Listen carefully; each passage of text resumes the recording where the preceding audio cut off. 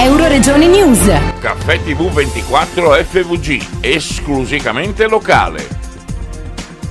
Presentata con una conferenza stampa presso la Presidenza del Consiglio regionale a Udine da Roberto Mattiussi, referente della nuova emittente friulana, l'editore cavalier Massimo Righetto. Oggi si presenta il nuovo canale Caffè TV 24 213 FVG, praticamente un po' lungo, ma in realtà poi l'abbiamo accorciato con Caffè 24 FVG. Partirà ufficialmente con le proprie trasmissioni il 2 gennaio.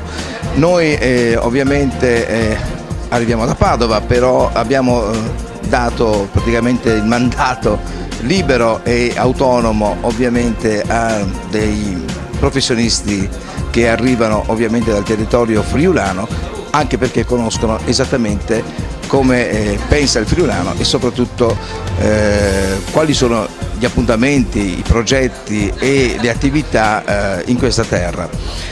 Nasce l'esigenza un po' al contrario, perché molte emittenti televisive anche della regione Friuli Venezia Giulia purtroppo hanno abbandonato il territorio a se stesso, e io ho lanciato la sfida proprio ai miei collaboratori.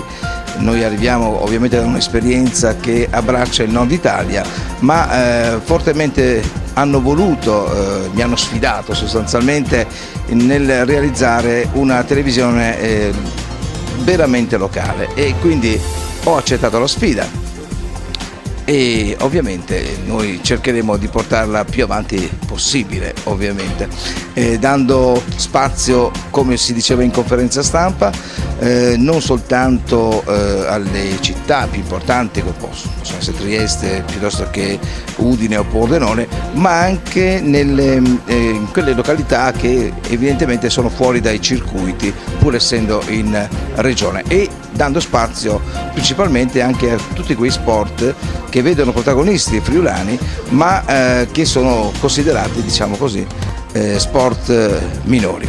È una grande sfida, ci sono comunque dei collaboratori volonterosi e che hanno voglia di accettare questa sfida, e noi ovviamente lanciamo sul piatto il nostro marchio Caffè TV 24 FVG. Da Udine per Euroregione News, Marco Mascioli. Euroregione News.